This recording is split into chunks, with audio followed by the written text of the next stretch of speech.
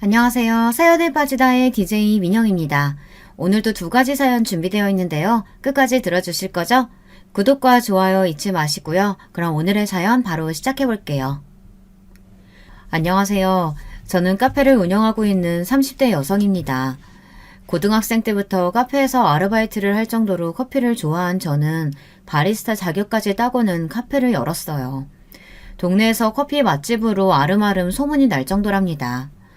남편과 저는 대학 시절 선후배 사이로 만났습니다. 저는 파릇파릇한 새내기였고 남편은 막 군대를 제대하고 민간인이 된 예비역이었어요. 동기들 사이에서 유명한 CC였죠. 남편은 대학을 졸업하고 나서도 취직을 하지 못해 억지 대학원생이 되었지만 저는 졸업하기 전에 이미 도서관에 취직을 했었어요. 주변에서는 남편 같은 똥차를 왜 만나느냐고 헤어지라는 말을 참 많이 하더군요. 조건 좋은 남자들이 얼마나 많은데 남편을 만나고 있느냐고 한숨까지 쉬며 저를 불쌍하게 보는 사람들도 있었죠. 제 자랑을 좀 하자면 저희 학교에서는 저를 모르면 간첩이라는 말이 돌 정도였어요. 제가 과에서 톱을 할 정도로 학업에도 진심이었지만 그 이상으로 외모가 유명했거든요. 고등학교 입학 전까지 발레를 한 덕분이죠. 그러니 주변에서는 저를 말리는 것이 당연하다면 당연했어요. 하지만 여러분도 아시다시피 눈에 콩깍지가 씌어 있는데 그런 소리가 귀에 들어올 리가 있었겠습니까? 사랑에 한창 몸매고 있을 나이였으니 다른 사람들의 충고 따위 귀에 들어오지도 않았죠. 연애를 하는 내내 남편과 좋기만 했던 것은 물론 아니었습니다. 헤어지자는 말이 나올 정도로 무섭게 싸운 적도 있었고 서로의 사고방식을 이해하지 못해서 크게 부딪힌 일도 몇 번 있었습니다. 그중 하나가 바로 옷 입는 스타일 때문이었어요. 남편은 패션에 관심이 많은 것인지 아니면 외모를 밝히는 것인지 만날 때마다 제가 입고 가는 옷에 대해 잔소리가 많았어요. 특히 시험 기간이 심했죠. 시험 기간에는 공부할 것도 많고 도서관에서 밤샘을 하는 날도 있었거든요. 그러다 보니 화장할 시간이 있을 리 없었죠. 저는 모자만 눌러 쓰고 거의 맨 얼굴에 가깝게 다녔는데요. 그럴 때면 남편은 못 볼 걸 본 사람처럼 기겁을 하며 화를 냈습니다. 아무리 밤샘을 해도 그렇지 어떻게 그렇게 돌아다닐 생각을 해? 당장 집에 가서 제대로 챙겨 입고 와. 남들이 보면 뭐라고 하겠어? 내 모습이 어때서요? 화장은 했어? 그냥 기초만 하고 나왔지? 눈에 아무것도 안 했는데? 혹시 립만 대충 발랐어? 그리고 옷은 이게 뭐야? 설마 입고 있는 옷이 트레이닝복이야? 오늘 시험이 3개나 돼서 도서관에서 바로 온다고. 그걸로 도서관에 있었단 말이야? 당장 집에 가서 갈아입고 와. 당장. 시험 시작이 코앞인데 집에 가기를 어떻게 가요? 그럼 가서 옷을 사 입던가. 그런 거지꼴로 강의실에 어떻게 들어갈 생각인 거야? 창피하지도 않아? 다른 사람들이 뭐라고 생각하겠어? 남편은 거의 졸도할 것처럼 하얗게 질린 얼굴로 말했어요. 그 얼굴에는 기분 탓인지는 모르겠지만 약간의 경멸이 섞인 것 같았죠. 저는 학점보다 중요한 것은 없다고 말하며 그런 남편의 말을 무시했고 남편은 그런 저를 이해하지 못했어요. 그래서 한동안은 냉정 상태가 이어졌죠. 사연을 듣고 계시는 분들 중에는 고작 그런 일로 무슨 냉전이냐고 생각하시는 분들도 있으실 테죠. 저 역시도 이런 일에 열을 내는 남편을 당시에는 조금도 이해하지 못했거든요. 결국 먼저 미안하다고 말하는 쪽은 남편이었어요. 말이 심했다고 하더군요. 하지만 그 뒤로도 남편과 저는 비슷한 문제로 몇 번이나 다툼이 있었답니다. 그것만 빼면 남편과 부딪힐 일은 거의 없었고요. 결혼을 결심한 것은 남편이 겨우 취직에 성공하고 난 이후였어요. 대학원에 들어가서 취직은 한참이겠구나 생각했는데 운이 좋았는지 입학하고 얼마 안 있어 취직에 성공했죠. 남편과 저는 양가 어른들께 정식으로 허락을 받기로 했어요. 양가 어른들께서는 아직 나이가 어리다는 말씀을 하시며 좀 더 후에 결혼해도 좋지 않겠냐고 하셨지만 남편과 저는 어차피 할 결혼 일찍 하던 나중에 하던 무슨 상관이겠냐는 입장이었어요. 모아둔 돈이 부족하면 부족한 대로 둘이서 잘 살아보겠다고 말이죠. 결국에는 양가 어른들께서 마지못해 결혼을 허락하셨죠. 결혼을 앞두고 남편은 제게 딱 하나만 부탁을 하자고 했어요. 남편이 정색을 하고 이야기를 꺼내기에 저는 시부모님을 모신다고 하려나 아니면 제가 모르는 남편의 은밀한 취미생활이라도 있어서 그걸 존중해달라는 이야기인가. 아주 혼자서 오만 가지 상상을 하며 긴장은 잔뜩 했죠. 그런데 남편의 입에서 나온 말은 제가 예상했던 것과는 180도 다른 것들이었어요. 전혀 상상하지도 못했던 이야기라 처음에 듣고는 방금 뭐라고 했느냐고 다시 물어보기까지 했답니다. 나는 결혼했다고 여자들이 퍼주는 거 딱 질색이야. 화장도 귀찮다고 맨 얼굴을 다닌다거나 불편하다고 트레이닝복만 챙겨 입는 그런 여자는 되지 말아줘. 지금처럼 예쁜 모습으로 있어달라는 말이야. 그게 무슨 소리예요? 집이잖아요. 집이라면 편하게 있어도 괜찮지 않아요? 그런 생각이 나는 싫다는 말이야. 가족이라고 해서 모든 것을 다 오픈할 필요가 있는 건 아니잖아. 막말로 우리는 법적으로 묶인 것이나 다름없는데 적당한 텐션은 필요하지 않겠어? 앞으로 가족이 됐으니까 서로에게 비밀을 만들지 말자고 하는 게 맞는 거 아니에요? 내가 언제 비밀을 만들자고 했어? 나는 당신이 나를 존중하는 의미로 좀 꾸미고 있으란 말이야. 우리 엄마는 한 번도 아버지한테 매너를 보여준 적이 없거든. 연애할 때는 남편이 잔소리하는 것이 어쩔 수 없다고 생각했어요. 그런데 결혼을 앞두고 이런 이야기를 직접적으로 할 것이라고는 상상하지도 못했죠. 남편은 허리가 고무줄로 된 옷은 절대 입지 말아달라는 말은 물론 몸매 관리를 위해서 운동도 필수라고 하더군요. 건강을 위해서라고 이야기한다면 이해라도 할 텐데 몸매 관리를 위해서라고 하니 좀 어이가 없었어요. 제 얼굴에 그런 표정이 드러난 것인지 남편은 그 이후로도 일장연설을 이어갔어요. 사사건건 시어머니와 비교하며 자신은 그렇게 사는 모습이 너무 보기 좋았다고 말이죠. 저희 시어머니께서는 머리끝부터 발끝까지 빈 곳을 찾을 수 없을 정도로 완벽하신 분이셨어요. 집에 불러서 몇 번 가본 적이 있는데 그때마다 드라마에서나 볼 수 있을 정도로 완벽한 모습을 하고 계셨죠. 처음에는 저를 손님으로 생각하셔서 그런가 보다 했는데 남편의 말을 듣고 보니 그게 아니더라고요. 하지만 저는 좀 생각이 달랐어요. 집이라는 곳은 편하게 마음을 놓을 수 있는 공간이어야 한다고 생각했거든요. 그걸로 신혼 초반부터 참 많이 싸웠던 것 같아요. 남편은 화장하지 않은 제 얼굴을 볼 때마다 화를 냈고 저는 집에서만큼은 쉬게 해줄 수 없느냐고 싸웠죠. 서로 조금의 양보도 없었답니다. 하지만 먼저 백기를 든 것은 저였어요. 시어머니까지 나서서 들들 볶는데 이길 장사가 없더라고요. 그 일을 제외하고 남편과의 사이는 좋았습니다.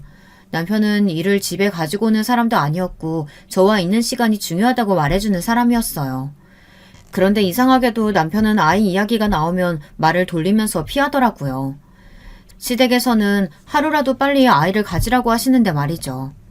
그때마다 남편은 아이를 좋아하지 않는다고 말하며 이렇게 둘이서 행복하게 사는 것도 좋다고 말했고요.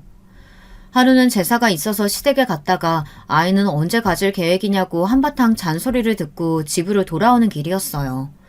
저는 남편에게 넌지시 시부모님들도 손주를 자꾸 원하시는데 아이를 갖는 문제에 대해 진지하게 다시 생각해보는 것이 어떻겠느냐고 물었죠.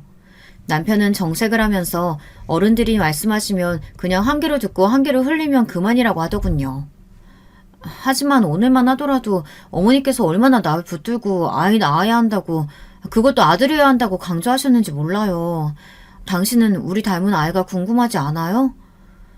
아이 낳는 것이 여자 몸에 얼마나 부담되는데 골반 틀어질 수도 있고 그럼 지금 같은 몸에 유지하는데 얼마나 돈이 들어가겠어. 당신 지금 무슨 이야기 하는 거예요? 지금까지 아이 천천히 갖자고 한 이유가 내 몸매 때문이라고요? 다 당신 생각해서 하는 말이잖아. 애 낳고 지금으로 돌아가려면 얼마나 뼈를 깎는 노력이 필요할지 당신 상상이라도 해봤어? 남편의 말에 저는 숨이 턱하고 막히는 것 같았습니다. 어떤 남자가 아이를 낳지 않는 이유로 아내의 몸매를 꼽겠습니까? 저는 남편에게 대꾸할 말을 찾지 못하고 그냥 그대로 대화를 끝내야만 했습니다. 남편은 제게 말을 하고도 성에 차지 않는지 시댁에 전화를 해서는 앞으로 아이와 관련해서 그 누구도 말을 하지 말라고 엄포까지 놓았죠. 우리 둘의 문제인데 왜 어른들이 나서서 배나라 감나라 하는지 이해가 안 된다고 하면서요. 이걸 덕분이라고 해야 할진 모르겠지만 그 이후로 시댁에서는 한 번도 아이에 대해 물어보질 않으셨어요. 그 난리가 있고 나서 무려 5년이라는 시간이 흐르고서야 저는 아이를 가졌습니다. 남편은 당연히 기뻐하기 전에 긴 한숨부터 내쉬었죠. 애시당초 남편의 기뻐하는 모습은 기대조차 하지 않았지만 그래도 다른 집 남편들처럼 축하한다, 사랑한다, 고맙다 이 정도의 말은 할 줄 알았는데 남편은 고작 알겠다라고 하는 것이 전부였답니다. 임신한 내내 저는 입덧에 힘들었어요. 심한 날은 생수 냄새도 비리다는 생각을 할 정도였죠. 아이를 생각해서라도 억지로 먹어야 한다고 이야기를 하셔서 어떻게든 음식을 먹어보려고 했지만 얼마 먹지도 못하고 늘 그만둬야 했어요. 배는 불러오는데 제 팔과 다리는 살이 쏙쏙 빠지고 있었죠. 그나마 산 딸을 2달 정도 남겨두고 나서야 저는 입덧을 그만둘 수 있었답니다. 남편의 반응은 어땠느냐고요? 가히 충격적이었죠. 지금도 당시의 남편을 떠올리면 손이 벌벌 떨리고 숨이 가빠오는 것 같아요. 남편은 제대로 먹지도 못하는 저를 보며 안타까워하기는커녕 아이를 낳고 나서 금방 예전으로 돌아갈 수 있겠다고 좋아하더라고요. 누군가 임신했을 때의 기억이 평생 간다고 하는데 진짜 딱 그 말이 맞는 것 같아요. 제가 입덧으로 힘들어할 때마다 보인 남편의 만족스러운 미소는 잊혀지지가 않았죠. 그렇게 고생해서 저는 쌍둥이를 낳았습니다. 아이들은 평균보다 조금은 작게 태어났지만 그래도 건강하게 무럭무럭 자라났죠. 남편은 아이들을 거추장스럽게 느끼는 것 같았어요. 집에 와서 아이를 안아주는 일도 없었죠. 쌍둥이가 배고프다고 울면 마지못해 어정쩡한 자세로 아이를 안고 달래주었어요. 기적이요? 당연히 한 번도 갈아주지 않았죠. 정말이지 아이들 100일까지 저는 잠도 제대로 못 자고 쌍둥이들을 거진 혼자서 키웠답니다. 그러던 어느 날 남편이 갑자기 제게 할 말이 있다고 하더군요. 육아에 지친 저는 겨우 아이를 재운 상태라 남편과 이야기할 기운이 없었지만 남편은 무척 중요한 일이라고 하며 저를 끌어안쳤죠. 거실은 아이 용품으로 엉망이었어요. 남편은 도대체 집에서 청소도 제대로 안 하고 뭐 하느냐고 짜증을 냈죠. 눈에 불이 확 붙더군요. 남편의 입을 잡아서 비틀어버리고 싶었어요. 이제 애들 100일도 넘었으니 당신도 관리 좀 해야지. 관리요? 무슨 관리요? 아이들 육아하는 것만으로도 벅찬데 무슨 관리요? 당신 나하고 결혼할 때 했던 약속 잊었어? 아이 낳더라도 절대 퍼지지 말고 예전 모습 유지하기로 했잖아. 지금 당신 모습 보라고 완전히 아줌마 다 됐잖아. 아줌마가 어때서요? 아이 둘을 나 혼자서 키운다는 게 얼마나 힘든지 상상이나 해봤어요? 당신은 집에 와서 나 몰라라 하고 앉아만 있잖아요. 아기를 좋아하지 않아서 그렇다는 말을 할 생각이라면 꿈 깨요. 그럼 청소는 할 수 있고 분리수거 좀 내다버릴 수 있잖아요. 당신은 육아에 조금도 동참하지 않으면서 나더러 이 상황에서 관리를 하라고요? 여보, 그거 다 핑계야. 아이들 잘 때 다 할 수 있는 일들인데 그저 당신 몸 편하겠다고 나 몰라라 하는 거잖아. 핑계? 그럼 당신이 어디 해봐요. 나 없이 아이 둘 케어해보라고요. 얼마나 힘든지. 저는 남편의 몰상식한 말에 더 이상 참지 못하고 소리를 질렀어요. 남편은 그런 저를 이상하다는 듯이 바라보고는 고개를 절레절레 흔들었죠. 그러고는 한다는 말이 집안일을 도와줄 가정부를 불러주겠다고 하더군요. 수입이 얼마나 된다고 가정부를 고용할 생각이냐고 따져 물었지만 남편은 시부모님의 도움을 받으면 된다고 너무 당연하다는 듯 말했어요. 엄마한테 말해서 가정부 고용할 테니까 당신 더 이상 핑계 없는 거다. 알겠지? 당신 이 상황에서까지 가족을 위해서 내가 뭘 하겠다는 건 없군요. 나는 할 만큼 하고 있잖아. 여기서 내가 뭘 더 하라는 거야. 다른 여자들도 다들 그렇게 하면서 애 키워. 긴 말 필요 없고 앞으로 내가 운동 끊어뒀으니까 가서 운동하고 가정부 오면 식단도 내가 말해줄 테니까 챙겨. 저는 남편의 징글징글한 모습을 보며 이혼을 생각하게 됐습니다. 이런 사람이 아빠라면 분명 우리 쌍둥이들도 불행할 것이라고 말이죠. 하지만 생각을 행동으로 옮기는 것이 쉽지는 않았어요. 다음날부터 시댁에서 구해주신 가정부 아주머니께서 오셨고 운이 좋은 것인지 꼼꼼하게 집안일은 물론 아이들 케어까지 완벽하게 채워주셨죠. 물어보니 아주머니께서도 쌍둥이를 키우셨다고 하더라고요. 독박 육아에서 벗어나자 숨이 쉬어지는 기분이었어요. 남편이 끊어준 운동도 처음에는 남편이 전화로 닥달을 해서 갔었는데 가서 한바탕 땀을 빼고 나니 개운한 마음이 들어 나중에는 즐거운 마음으로 갔습니다. 남편은 당연히 아이 문제에 대해서는 전적으로 저에게 맡겼어요. 저는 복직하면서 아이들을 도서관 옆에 어린이집에 맡겼고 출퇴근을 함께 했죠. 남편과 대화하는 시간도 점점 줄어들기 시작한 것도 이때부터라고 생각해요. 남편도 일이 바쁜지 툭 하면 야근이었죠.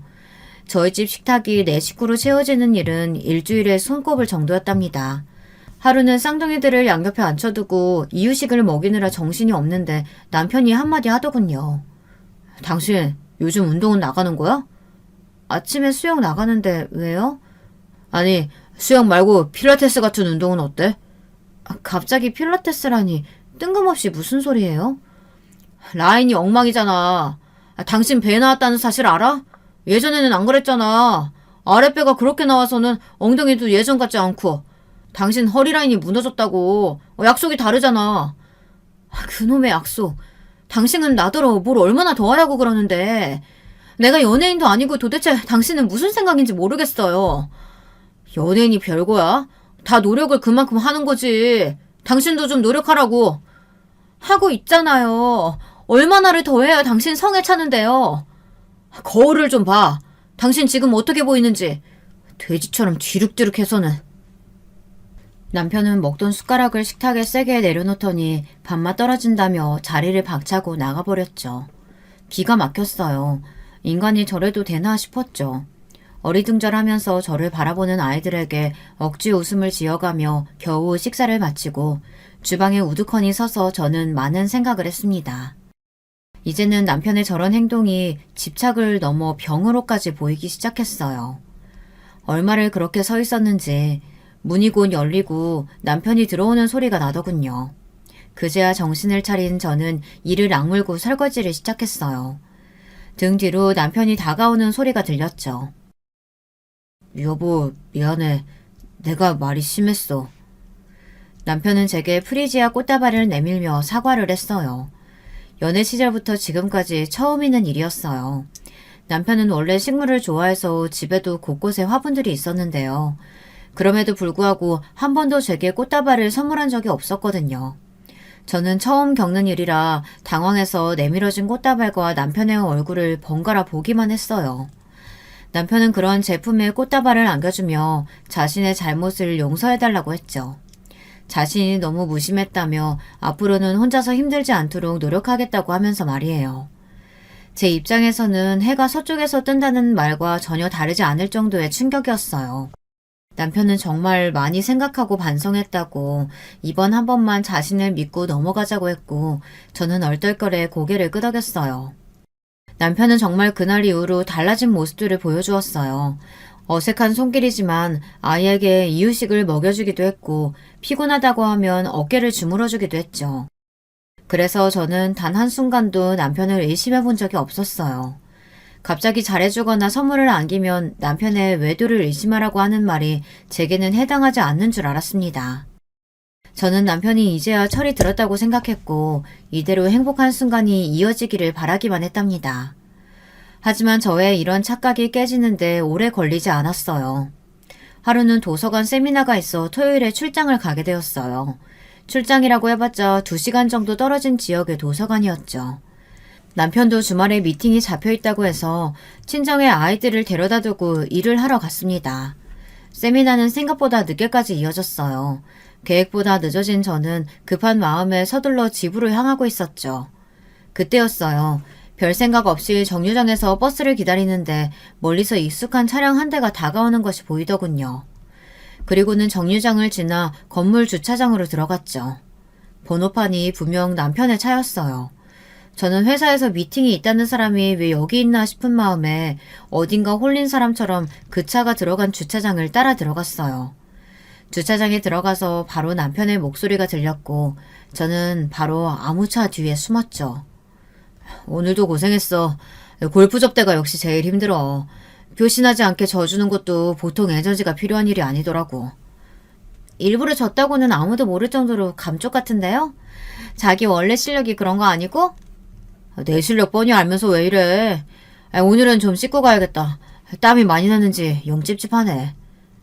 그냥 씻고만 가려고? 귀엽게 굴기는. 같이 씻을까? 대학 CC 시절 이후 저렇게 남편이 다정하게 이야기한 적이 있었던가. 저는 역겹고 소름 돋는 대화를 엿들으면서 제가 제대로 듣고 있는 것이 맞는지 의심이 들었어요. 남편은 다정하게 여자의 허리에 손을 얹더니 건물 안으로 들어갔죠. 저는 다리가 풀려서 차마 따라 들어갈 수가 없었어요. 머릿속에 온갖 폭죽이 터지는 기분이 들며 아무런 소리도 들리지 않았죠. 제가 본 것은 분명 남편의 외도 장면이었는데도 믿을 수가 없더군요. 비틀거리며 친정으로 간 저는 친정 어머니를 보자마자 거실 바닥에 주저앉았어요. 퇴근한 남동생이 깜짝 놀라며 이게 무슨 일이냐고 왜 이렇게 몸을 떠느냐고 했지만 저는 한마디도 할 수가 없었어요. 얼마 뒤 남편에게서 회식이 있다는 문자가 도착했고 저는 그걸 보고는 엉엉 큰 소리로 울어버렸죠. 저의 돌발 행동에 아이들도 그리고 친정 식구들도 다들 놀란 얼굴을 하셨어요. 저는 그렇게 울다가 그대로 필름이 끊겨버렸답니다. 다시 눈을 떴을 때는 응급실이더라고요. 그날 그렇게 남편의 외도를 확인한 저는 남동생에게 사실대로 본 것들을 이야기했어요.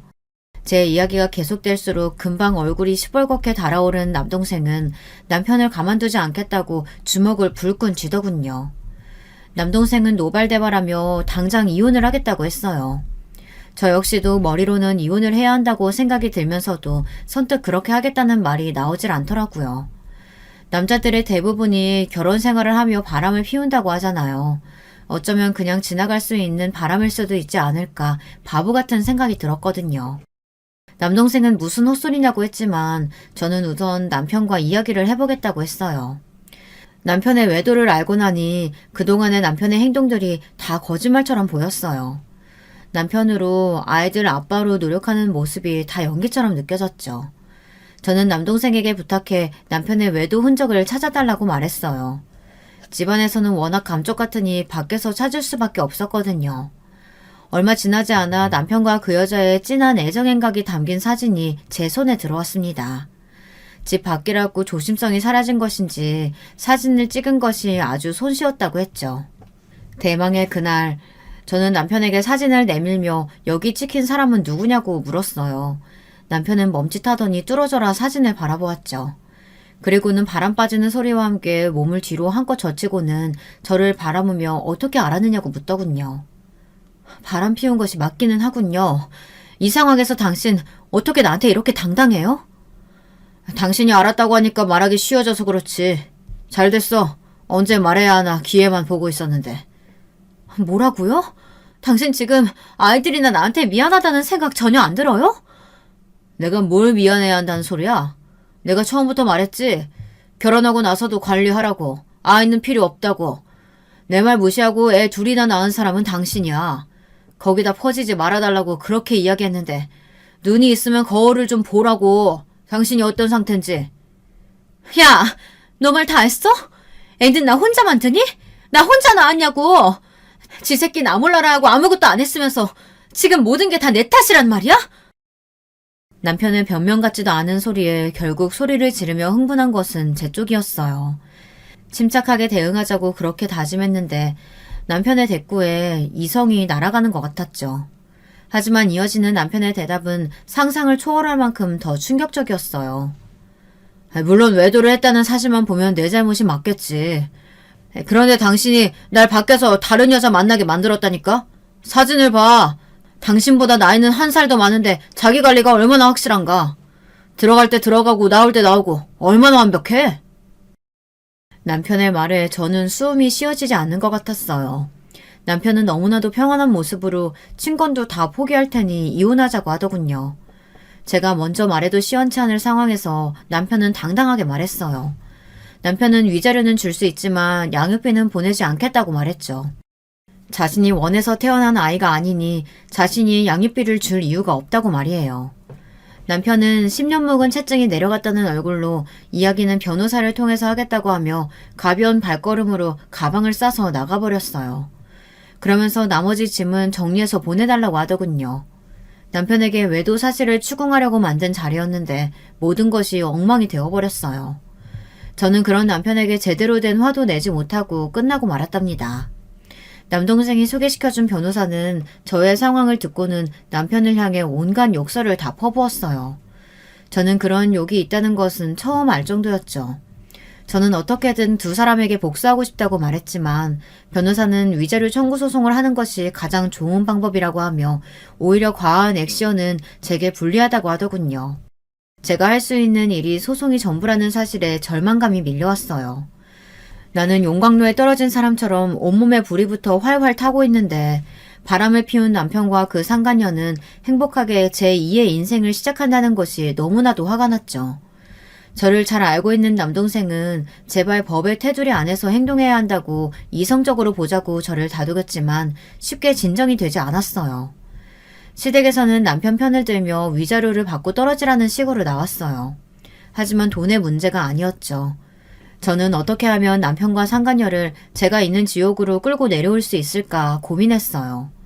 남동생이 적극적으로 말렸지만 저는 남편과 상간녀에 대해 알아보기 시작했죠.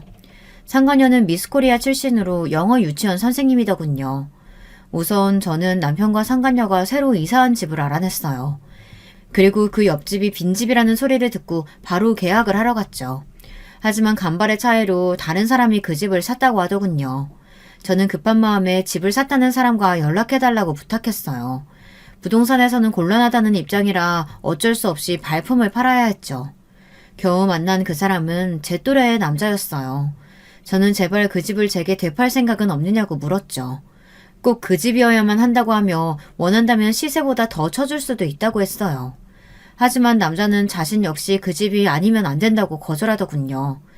제가 무척 간절한 상황이라고 말하자 머뭇거리던 남자는 자신의 목적을 이루고 나면 집을 팔 테니 그때까지 기다릴 수 있겠느냐고 했죠. 그 기간이 얼마나 될지는 모른다고 하면서요. 그 말을 듣는데 뭔가 이상하다는 느낌이 왔어요. 저는 솔직하게 제 상황을 오픈하고 그 집이 필요한 이유에 대해 말했습니다. 제 이야기를 다 들은 남자는 헛웃음을 지으며 얼굴을 감싸주었어요. 한참을 그렇게 있었을까요? 남자가 믿을 수 없는 이야기를 하더라고요. 억지로 꾸며낸 이야기가 아닌가 싶을 정도의 이야기였죠. 그쪽이 말하는 미스코리아 출신의 영어 유치원 선생님, 그 여자가 제 약혼녀였거든요. 2년 전에 제게 사기치고 사라지기 전까지만 하더라도 말이죠. 그게 그럼 그 여자가 사기꾼이라는 말이에요? 남자가 말하는 사실은 무서울 정도로 충격적이었어요. 그 여자는 직업을 바꿔가며 남자를 찾아다니는 꽃뱀이었어요. 남자에게 돈을 뽑아낼 만큼 뽑아내면 버리고 다른 남자를 찾아가는 그런 기생충 같은 여자였죠. 그 사실을 듣는데 뭔가 기분이 묘하더라고요. 나와 아이를 버리고 찾은 여자가 겨우 꽃뱀이라니. 아마 남편은 그런 것은 상상도 못하고 있는 것 같아 기분이 좋아질 정도였습니다. 남자는 2년이라는 시간 동안 상간녀를 찾아다녔다고 말하면서 이제야 복수를 해줄 수 있게 되었다고 말하며 웃었죠. 저는 그런 남자의 상황을 너무나도 공감하며 저 역시 같은 상황이라고 말했어요. 그리고 저는 다른 사람들이 알면 미쳤다고 말할 거래를 제안했죠. 바로 저의 재혼 상대가 되어달라고 말이에요.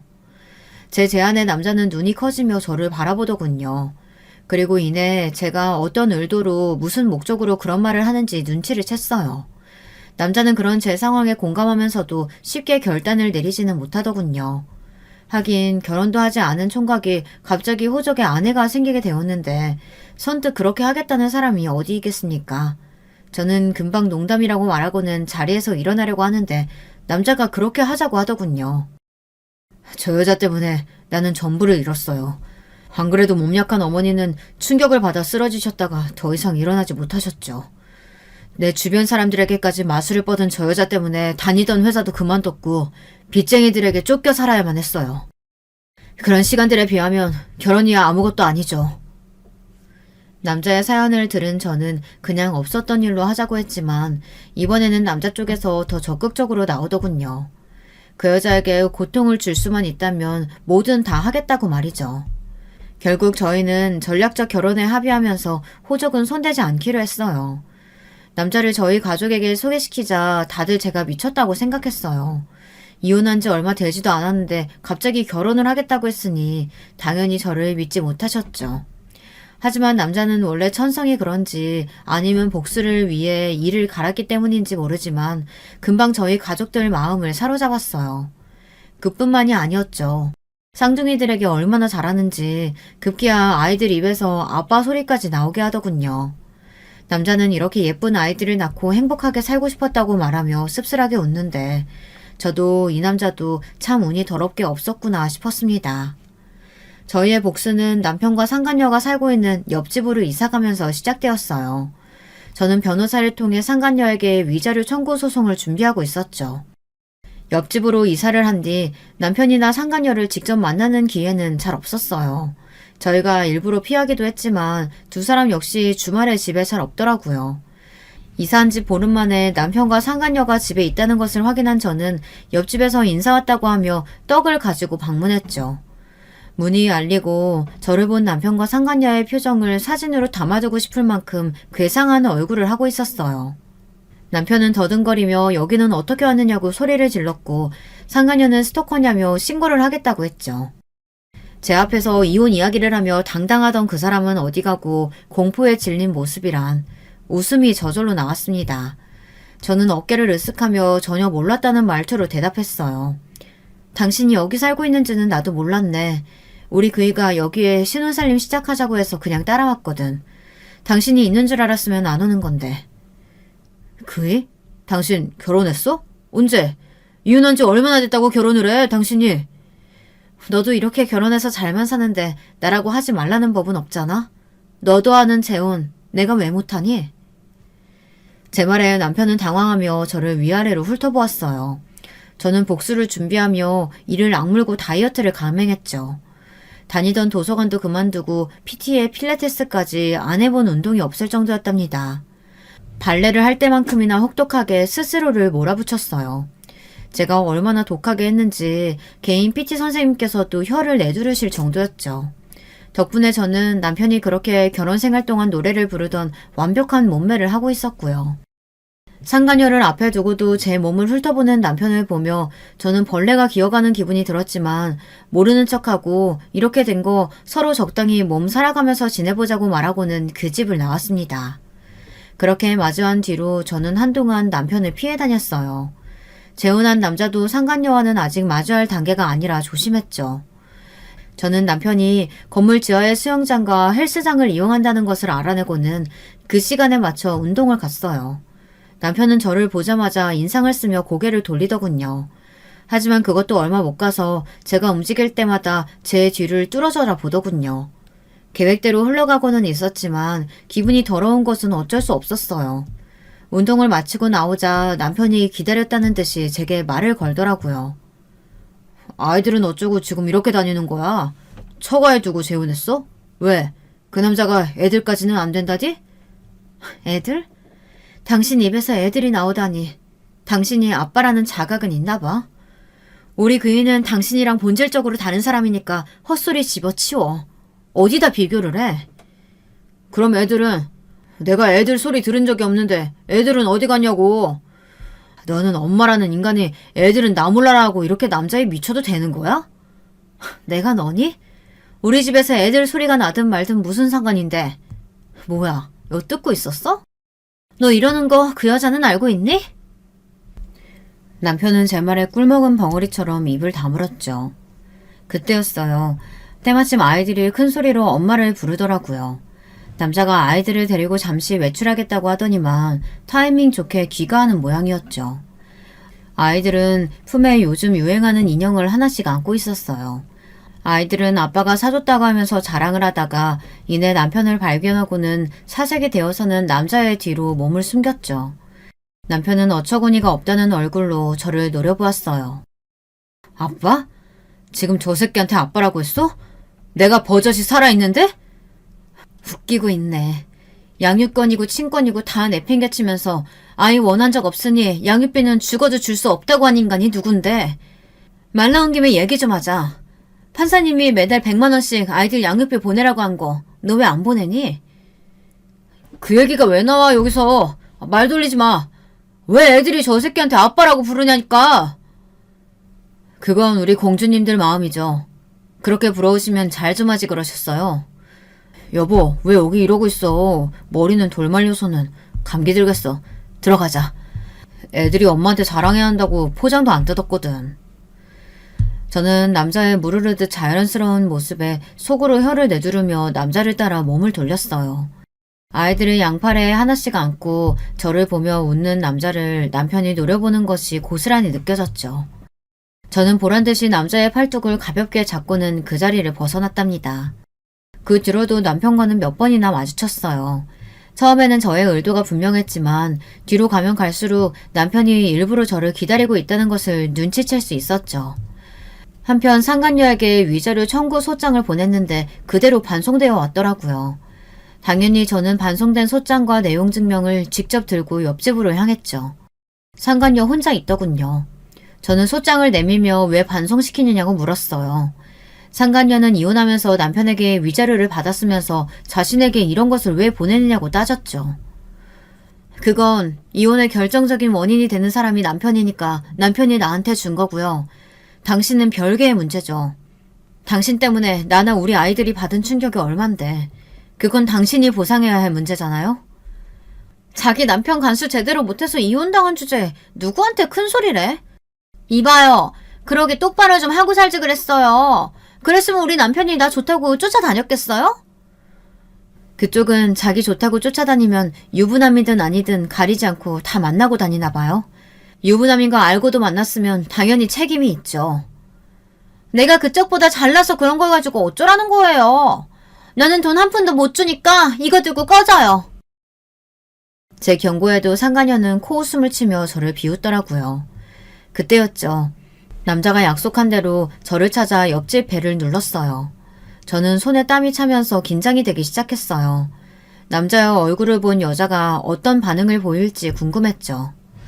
상간녀는 신경질적으로 문을 열다가 그 자리에서 굳어버렸어요.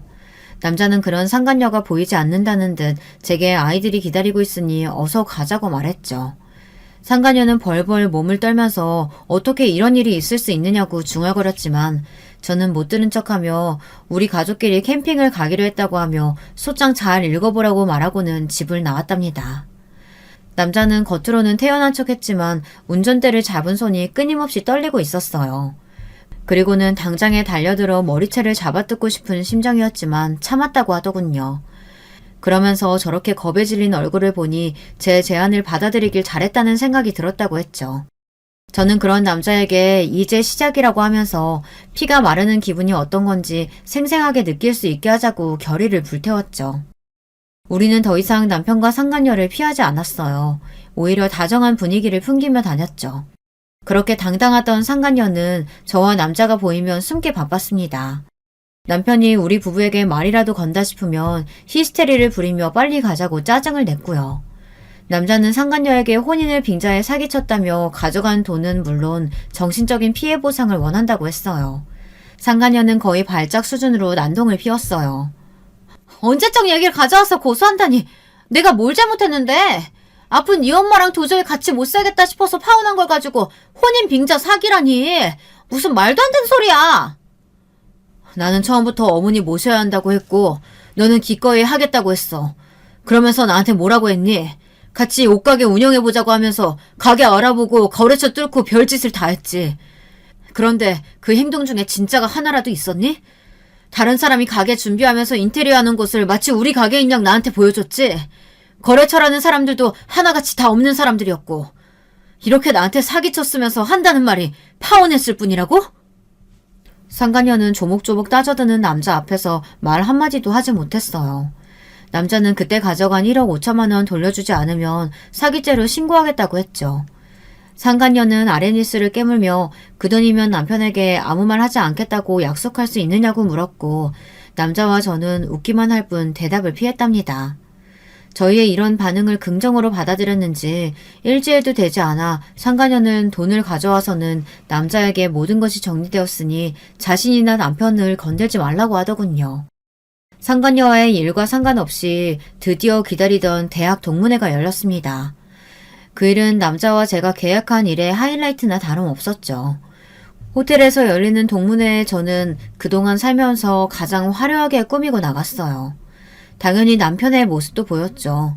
저와 남편이 어떻게 헤어졌는지 대충 알고 있던 동기들은 남편의 등장에 불편한 기색이 역력했지만 저는 상관없다는 듯이 밝게 웃으며 동기들과 대화를 나눴습니다. 제 눈치를 보던 동기들도 어느새 남편은 무시하고 저와 웃고 떠들며 시간을 보냈답니다.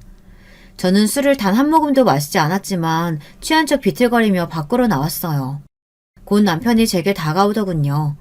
오픈숄더를 입고 있던 제 어깨를 더러운 손가락으로 훑으며 많이 취했냐고 물었죠. 저는 술에 취한 척 비틀거리며 남편의 손길을 피하고는 할 말이 있느냐고 물었어요. 너 오늘 진짜 예쁘구나. 대학 시절 우리과 킹카로 꼽혔을 때보다 지금이 더 예쁜 것 같아. 미스코리아 나갈 정도의 미모의 와이프를 두고 할 말은 아니지. 미스코리아가 대수야. 당신이 지금 내가 반했던 그때 그 모습 그대로야. 남편이 끈적거리는 말투로 다가오는데 정말이지 먹은 것도 없는데 속에 있는 것을 다 개어내고 싶을 정도로 역겨웠지만 저는 비틀거리며 이만 집에 가야겠다고 말했어요. 남편은 너무 취했다고 하며 잠깐 쉬었다 가는 것이 어떻겠느냐고 하며 룸으로 가자고 하더군요. 처음부터 그럴 계획이었겠죠. 저는 거절하며 남편을 밀쳤지만 더 가까이 다가오면서 잠깐 술만 깨자고 하더라고요. 당신 와이프가 알면 어쩌려고 이러는 거야. 됐어. 택시 타고 가면 되니까 이거 놔. 이렇게 취해서 택시는 위험하지. 잠깐 룸에서 술 깨면 내가 데려다 줄게. 어차피 방향이 같잖아. 그리고 와이프가 알면 좀 어때? 그 여자 머리 나빠서 내가 하는 말은 다 믿으니까 괜찮아. 진짜 골빈 여자랑 산다는 게 정말 피곤하더라. 당신이랑 비교하니까. 아휴. 자기 와이프 욕을 서슴없이 하는 남편을 보며 진짜 상간녀도 불쌍한 인간이다 싶더라고요. 저는 비틀거리는 척하며 온 힘을 다해 신고 있던 힐로 남편의 발등을 찍었어요. 숨을 삼키며 소리도 못 지르는 남편을 보고 있자니 기분이 좋다 못해 날아갈 것 같았죠. 저는 1층 로비로 내려가는 동안 무려 5번이나 남편의 발등을 밟았습니다. 아마 발등에 금이 가지 않을까 싶을 정도로 말이죠. 로비로 내려오니 약속한 대로 저를 기다리고 있던 남자가 성큼성큼 다가와서는 저를 부축했어요. 남편은 닥쳤던 개처럼 멍하게 당할 수밖에 없었고요. 남자는 저를 챙겨준 것은 고맙지만 헤어진 사이에 불필요하게 가깝게 지내지는 말았으면 한다고 하곤 저를 데리고 호텔을 빠져나왔답니다. 차에 도착한 저는 숨겨둔 녹음기를 꺼내고는 한참을 웃었어요. 좀 더 세게 발을 밟아줄 걸 그랬나 하면서 말이죠. 녹음된 내용을 들은 남자는 상간녀에게 보내면 되겠다고 하며 같이 웃었죠. 다음날 저는 약간 손을 본 녹음 파일이 담긴 USB를 상간녀에게 보냈어요. 바로 반응이 오더군요. 상간녀는 건물이 떠나가라 소리를 지르며 그동안 자신을 그렇게 생각해왔냐고 난리도 아니었죠. 남편은 저와의 대화가 고스란히 담긴 녹음 파일 때문에 이도저도 하지 못하고 있었죠. 상간녀는 위자료 각오하라고 하며 당장이라도 이혼할 것처럼 굴었습니다. 저와 남자는 이때를 놓치지 않고 이번에는 남편에게 내용 증명을 보냈어요. 상간녀가 남자의 돈을 갚기는 했지만 그건 어디까지나 원금이었잖아요. 위자료도 같이 청구했는데 위자료는 쏙 빼고 사귄 친 돈만 갚았으니 남은 돈도 당연히 받아낼 생각이었죠. 물론 수신자는 상간녀였지만 우리의 목적은 남편이 상간녀의 과거를 아는 것이었거든요. 상간녀와 남편의 입장이 단숨에 역전되었죠. 남편은 꽃뱀이라고 상간녀를 몰아갔고 상간녀는 누가 누구에게 손가락질이냐며 맞서 싸우기 시작했어요. 두 사람이 어찌나 큰 소리로 싸우는지 건물에서는 상간녀와 남편에 대해 모르는 사람이 없었답니다. 남자는 이쯤에서 이사를 가는 것이 좋겠다고 했어요. 더 가까이에서 구경하고 싶은 마음은 굴뚝 같았지만 여기 더 있다가는 우리가 오히려 꼬투리를 잡힐 수도 있었거든요. 이사를 가면서 저와 남자는 처음 이야기한 대로 각자의 길을 가자고 이야기했죠.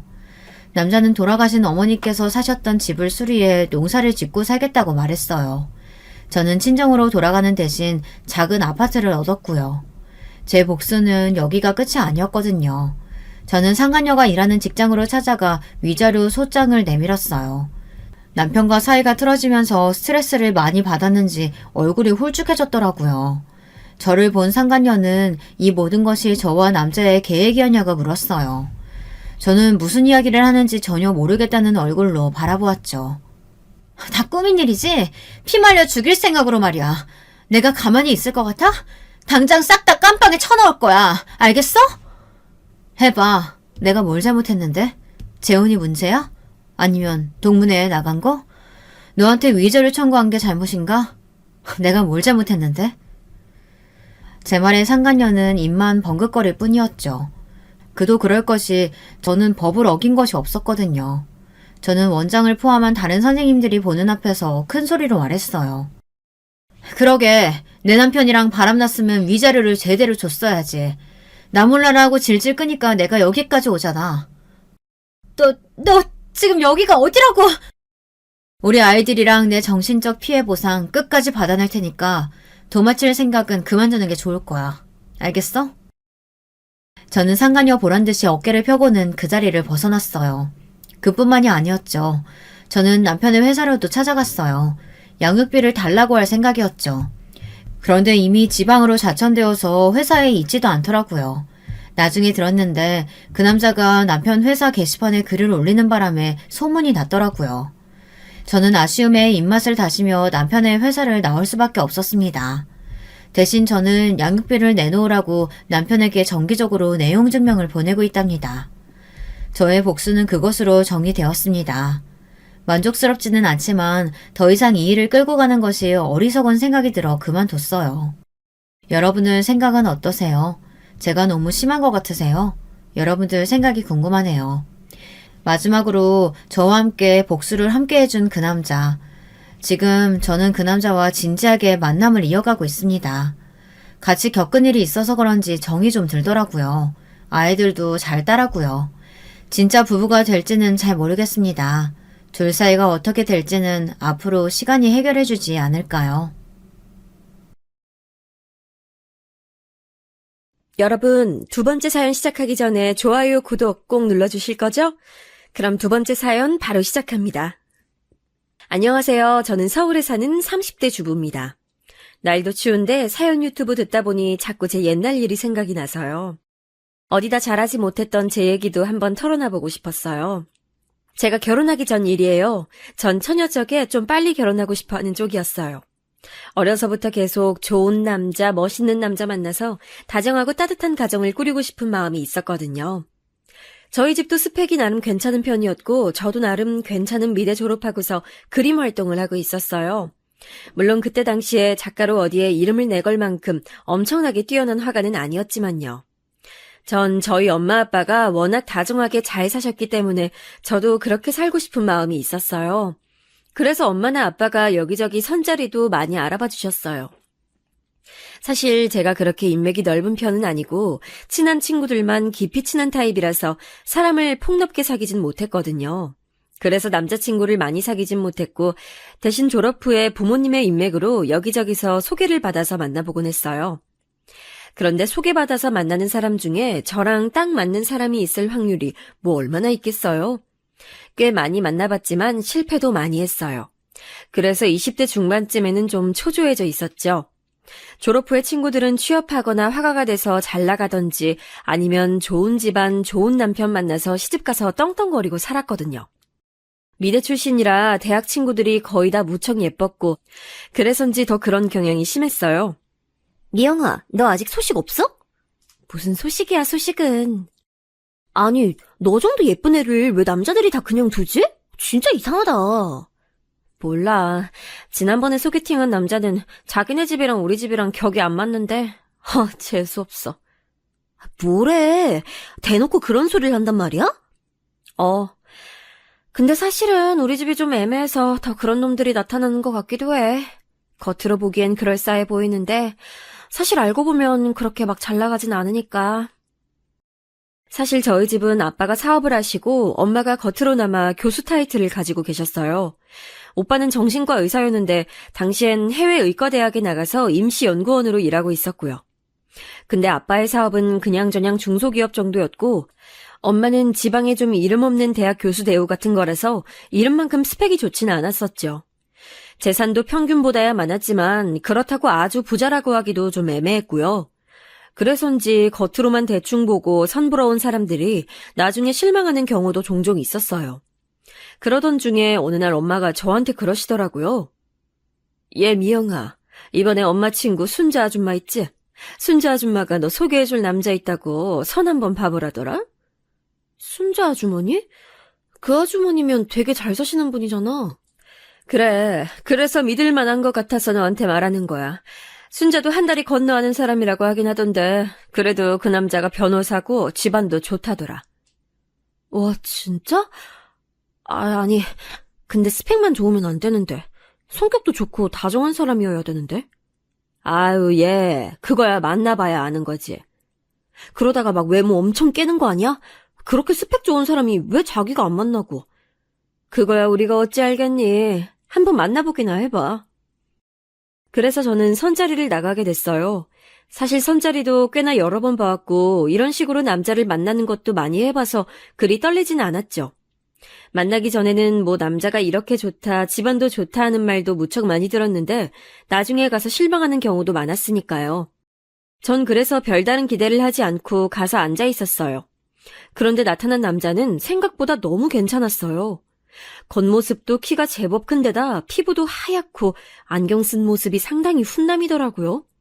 게다가 말할 때도 굉장히 예의 바른 편이었고 이야기를 나누다 보니 무척 스마트한 사람이기도 했어요. 미영 씨는 다정한 사람을 좋아한다고 들었어요. 네? 네. 제가 이상형이 다정하고 온화한 사람이어서요. 전 어때 보이세요? 네? 처음이라 잘 모르긴 하겠지만 배려심 깊은 분이신 것 같아요. 남자는 제 대답이 좋다는 듯 웃더라고요. 전 가슴이 두근거렸고 만남이 끝난 후 애프터가 들어왔을 때 당연히 승낙했어요. 그리고 만남을 지속했죠. 거의 석 달 이상 만났을 때 우리는 어느새 사귀고 있었어요. 정식으로 남자친구가 사귀자고 한 적은 없었지만 그 정도야 당연하다는 듯이 패스하고 자연스럽게 사귀는 사이가 된 거였죠. 남자친구는 큰 로펌에 다니는 변호사였고 그래서 엄청나게 바쁠 때도 많아서 제가 로펌 앞에까지 가서 만나는 경우도 많았어요. 하지만 그게 나쁘다거나 하진 않더라고요. 워낙 스펙도 좋은 사람이고 정장 갖춰 입고 나와서 기쁘게 저를 맞이하는 남자친구의 팔짱 끼고 거리를 걷는 것 자체가 무척 즐거운 일이었거든요. 엄마는 제가 선에서 만난 남자와 사귀기 시작하자 엄청나게 관심을 가지고 이것저것 물으시더라고요. 어때? 그 남자. 네 남자친구지 이제? 어떤 것 같아? 순자도 궁금해하더라. 어떻게 진행되고 있는지.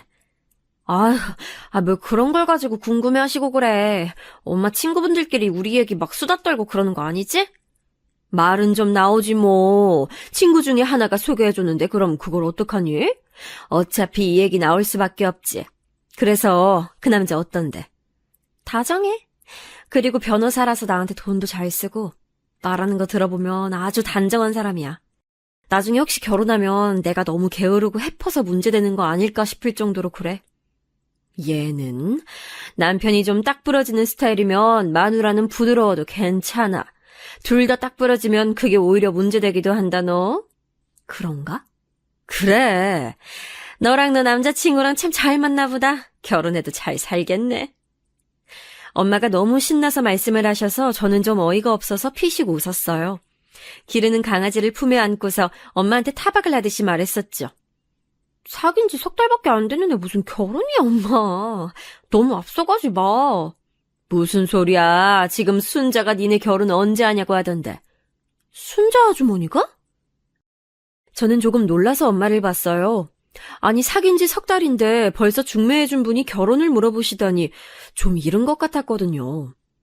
그래. 왜 네 남자친구 순자가 한 다리 건너 아는 사람이라고 했잖아. 고향에서 순자가 건너 아는 사람이었는데 그 사람이 네 남자친구 집안을 잘 아는데 그 집안에서 빨리 결혼하라고 그렇게 성화래. 남자는 빨리 결혼해야 안정되는 거라고. 아, 그렇구나. 하긴 부모님들이 결혼하라 말씀하신다고 지난번에 스치듯이 얘기하긴 했어. 아이고 얘 그게 네 남친이 의종 떠본 거겠지. 대놓고 말하기엔 아직 너무 이르니까 말이야. 그런가? 저는 고개를 갸우뚱했어요. 사실 아직 사귄 지 얼마 되지도 않아서 결혼할 시기인가 싶긴 했지만 남자친구는 정말 마음에 들었고 좋았거든요. 제 인생에 이보다 더 좋은 남자를 만날 수 있을까 싶은 느낌이 들긴 했죠. 저는 그 주에 남자친구를 만났어요. 제가 카페에 가서 앉아있는데 밖에서 남자친구가 오는 모습을 보니 정말 너무 근사하더라고요. 전 그 순간 이 사람과 결혼해야겠다는 마음이 굳어졌어요. 남자친구는 마치 저하고 텔레파시라도 통한 것처럼 그날 저한테 결혼하자는 말을 꺼내서 그날 바로 결혼하기로 결정됐어요. 결혼하기로 결정하고선 바로 상견례와 웨딩홀 예약 등 필요한 절차들을 진행하기로 했죠. 남자친구는 정말 일을 잘하고 일처리도 빠른 사람이라서 제가 뭐 손을 댈 게 없었어요. 참, 오빠는 섬세하기도 하고, 어떻게 하다가 여태 결혼을 못한 거예요? 남자친구는 저보다 4살 위였어요. 딱 30이 되는 나이였는데 그때까지 이런 사람이 결혼을 하지 않고 있다가 중매로 저한테 온 게 이상할 지경이었죠. 글쎄, 여태 사귄 여자친구들이 그렇게 좋은 사람이 아니었거든. 다들 내가 마음에 들지 않기도 하고.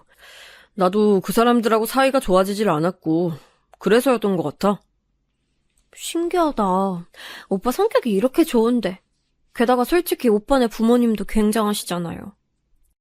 남자친구네는 사실 아버님 쪽보다 어머님 쪽이 더 스펙이 좋은 분이었어요.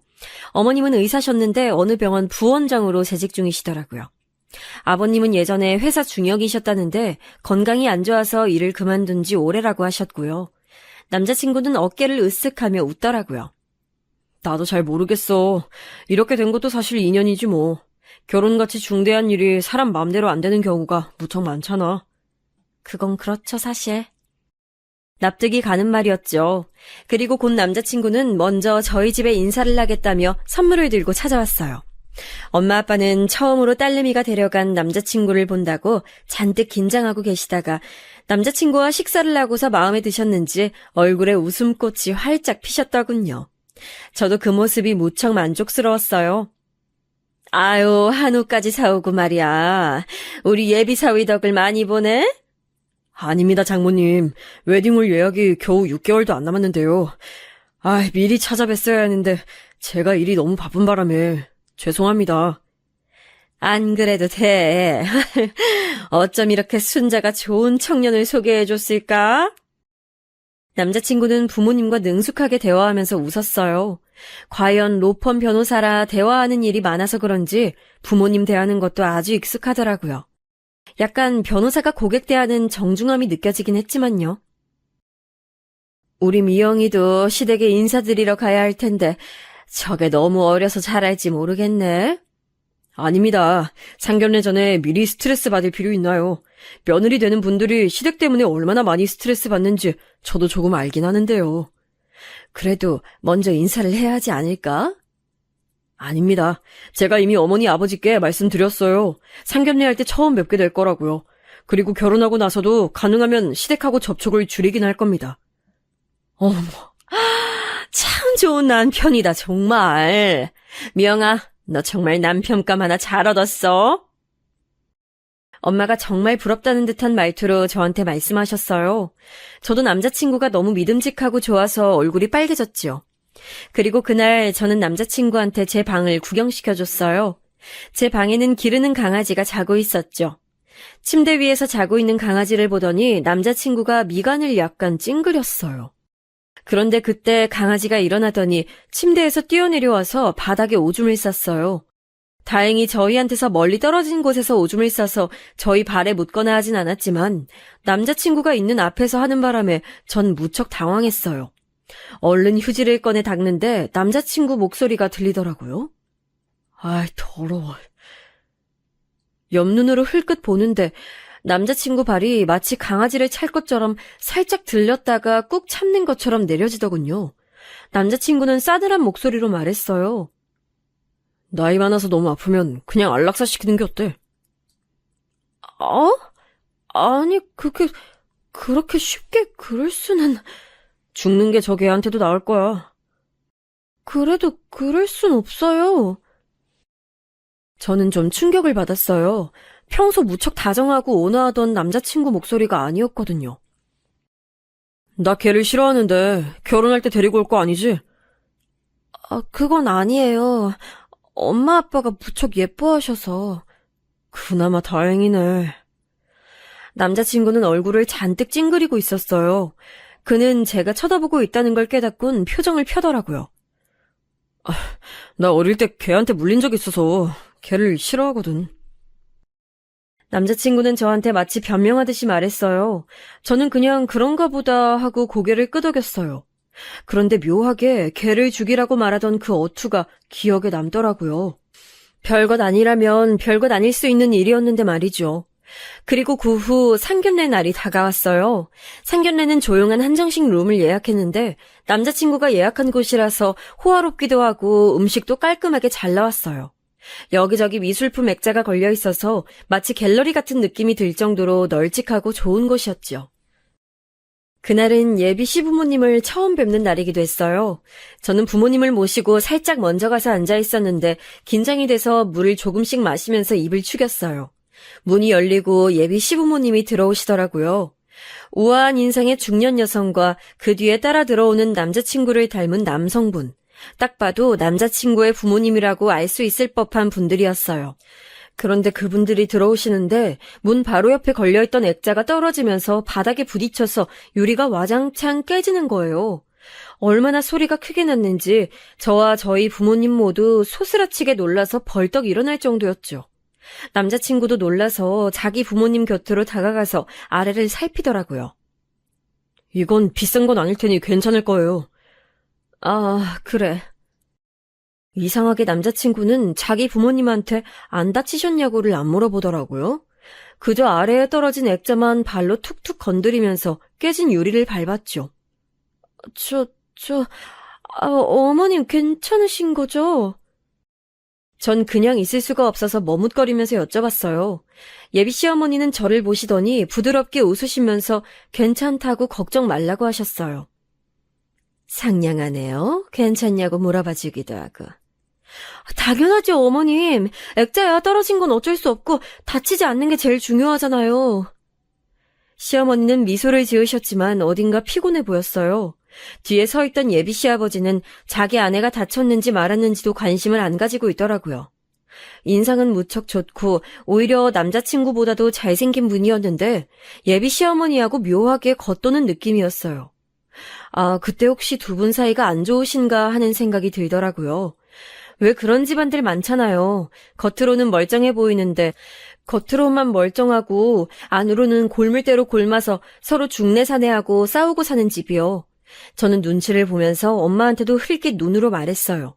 엄마도 뭔가 느낀 게 있는지 고개를 살짝 끄덕이시더라고요. 상견례는 평범했어요. 예비 시어머니는 전반적으로 저희 집에 호의적으로 말씀하셨고 무엇보다 아들이 결혼한다는 사실에 굉장히 기뻐하시는 것 같더라고요. 우리 며느리 될 아이한테 오빠가 있다고 들었는데 오늘 그분은... 아, 그 애는 정신과 의사인데 지금 해외 대학에 임시로 나가 있어요. 아마 올해 내로 들어오긴 할 텐데 결혼식에 맞출 수 있을지는 잘 모르겠네요. 안 된다고 해도 들어오라고 해야죠. 아들이 사부인 말을 잘 듣나 보네요. 그럼요. 안 들으면 제가 가만두나요. 좋으시겠어요. 저희 아들은 정말 말 안 듣는데. 아유, 이서방이야 말을 듣고 말고 할 게 뭐 있을까요? 저렇게 훌륭한 청년인데요. 엄마가 진심을 담아서 그렇게 말씀하시는데 시어머니의 얼굴이 묘하게 어두웠어요. 곁에 앉은 예비 시아버지는 저희한테 별 관심도 없으신 것 같고 남자친구는 그저 웃기만 하고 있었고요. 전 아무리 생각해도 이 가족들 사이에 감도는 분위기가 좀 이상하더라고요. 가뜩이나 예비 시부모님이 들어오실 때 액자가 떨어진 게 너무 마음에 걸리는데 이렇게 가족끼리 분위기가 이상하니 더 기분이 좋지 않았어요. 하지만 그렇다고 해서 정말 딱 안 좋은 뭔가가 있진 않아서 트집을 잡기도 어려웠어요. 오늘 만나뵈니 사부인도 사돈 어른도 다 좋은 분 같아서 우리 아이 마음 놓고 시집 보낼 수 있겠어요? 별 말씀을요. 저희 아들도 잘 부탁드립니다. 상견례는 그렇게 아주 부드럽게 잘 끝났어요. 예비 시어머니가 병원 부원장인데다가 남자친구가 유명 로펌 변호사인데도 다른 예단이나 혼수에게는 조금도 하지 않으시는 게 무척 의외긴 했지요. 왜 보통은 집안끼리 차이가 나거나 결혼 당사자끼리 차이가 나면 혼수와 예물을 많이 요구하기도 하잖아요. 집안도 그렇거니와 저와 남자친구도 많이 차이가 났거든요. 저는 미대 졸업 후에 놀고 있는 처지였고 남자친구는 로펌 변호사였고 그런데 시부모님은 이상할 정도로 그런 얘기는 조금도 꺼내지 않으셔서 전 나중에 말씀하시려나 싶었어요. 저희 부모님도 어느 정도 각오는 하고 있다고 말씀하기도 하셨거든요. 그리고 아빠가 운전하시는 차에 타서 돌아가는 길에 엄마가 말을 꺼냈어요. 좋은 분들인 것 같은데, 조금 이상한 느낌 들지 않았어요, 엄마? 그래, 뭔가 딱 짚진 못하겠는데 묘하네. 두 분 사이가 그리 좋진 않으신 것 같지? 그리고 하여튼 뭔가 위화감이 느껴지네. 그래, 게다가 하필이면 그 양반들 들어올 때 액자까지 깨져가지고 더 기분이 이상하네. 하필 말이야. 엄마가 중얼거리셨어요. 아빠는 대화에 끼지 않고 묵묵부답이셨는데 원래도 말수가 적은 분이라서 그러려니 했죠. 그런데 횡단보도에 신호를 받아 멈춰 서 있던 때 순간 차가 들이받쳤어요. 꽤나 세게 들이받쳐서 엄마와 저 아빠까지 모두 억소리를 내면서 앞으로 몸이 쏠렸죠. 쾅 소리가 나면서 차가 앞으로 확 밀려나갈 정도였으니까요. 다행히도 횡단보도에 지나가는 사람이 없었으니 망정이지 아니었다면 사람이 치여서 다칠 수도 있는 상황이었어요. 상당히 심하게 받쳤기 때문에 저희는 한참이나 정신을 못 차리고 뒷목을 주물렀어요. 아빠가 제일 먼저 정신을 차리시고서 바깥으로 나와봤더니 차 뒤가 엄청나게 찌그러졌다고 하시더라고요. 아빠는 그 자리에 서서 보험사와 경찰을 불렀고 덕분에 집으로 돌아가는 길은 한참이나 지체가 됐어요. 뒷차 운전자가 졸음운전을 해서 서 있는 우리 차에 대고 그냥 갖다 박은 거라 우리 과실은 아예 없었다는 게 그나마 다행이긴 했죠. 덕분에 저희는 때 아닌 병원 신세를 졌어요. 엄마 허리가 원래도 안 좋으셨는데 차가 받치는 바람에 더 안 좋아졌고 저도 목이 아프더라고요. 다음날 병원에 가서 나란히 물리치료를 받는데 좀 어처구니가 없었어요. 좀 이상하지 않니? 엄마가 조용히 침묵하다가 꺼낸 말이 딱 제 심정을 대변하더라고요. 그렇지, 엄마. 엄마는 한숨을 푹 쉬셨어요. 예비 시부모가 들어오는데 액자가 떨어져 깨지질 않나. 돌아오는 길에 우리 잘못은 하나도 없이 차 사고가 나질 않나. 예. 엄만 좀 이상하다, 정말. 좀 불안한 건 사실이야. 너 결혼 조금만 미루자. 미루라고? 그래. 우리 다친 거 핑계 삼아서 좀 연기해. 사실 너 이대로는 지금 잘 서 있기도 힘들잖아. 엄마도 그렇고. 그건 그래. 사실 결혼식 때까지 기다리면 당연히 나을 정도의 몸 상태였지만 결혼식을 연기할 핑계가 되기에도 충분한 건 사실이었어요. 제가 남자친구한테 전화해서 그 말을 하니까 남자친구가 깊이 한숨을 쉬더라고요. 하필 결혼 전에 이런 일이 생기네. 나만 그런 게 아니라 우리 엄마도 많이 다쳐서 나보다 엄마가 더 많이 다쳤어요. 조금 기다려보고 몸 나아지는 거 봐서 미루자. 아직 시간 있으니까. 하지만 기다려보자고. 남자친구는 딱 잘라서 기다리자고 했어요. 전 그때도 이미 남자친구와 시댁에 대해서 좀 민감해져 있어서 그 말투가 신경질적이고 날카로운 것 같다고 느꼈죠. 사실 생각해보면 남자친구는 약속을 어기거나 원래의 계획이 틀어지는 걸 극도로 싫어했어요. 초반에 제가 데이트에 10분 정도 늦은 적이 있었는데 그때 남자친구가 아주 마땅찮은 표정으로 있다가 얼마 데이트를 하지도 않고 곧장 돌아가 버렸기에 제가 그 후로는 절대 시간에 늦지 않아서 별다른 트러블이 없었던 것뿐이었죠. 지금 생각하니 그것조차도 뭔가 이상하게 느껴졌어요. 사실 사람이 약속 틀어지는 거 싫어할 수는 있는데 하나가 이상하게 여겨지니 다른 것도 다 연쇄적으로 그렇게 느껴졌던 거예요. 저도 슬슬 좀 신경질이 나더라고요. 물론 남자친구도 남자친구의 집안도 모두 저희 쪽보다 좋았지만 그렇다고 제가 무조건 숙이고 들어가야 하냐면 그건 또 아니잖아요. 세상에 상견례 끝나고서 돌아가는 길에 사고가 나서 다쳤다는데 결혼식 미루지 않고 기다려보자니 그 주에 만났을 때 저는 좀 퉁명스러운 말투로 말했어요. 오늘 데이트하기도 좀 힘들어. 사고 때문에 다쳐서 지금 허리 아프단 말이에요. 남자친구는 흘끗 저를 봤어요. 그 순간 남자친구 눈빛이 되게 차갑고 귀찮다는 듯한 느낌이어서 좀 속으로 깜짝 놀랐죠.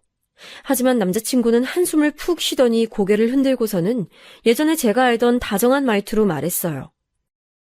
그럼 집에 데려다 줄까? 정 힘들면. 이왕 나왔는데 밥이나 맛있는 거 사줘요.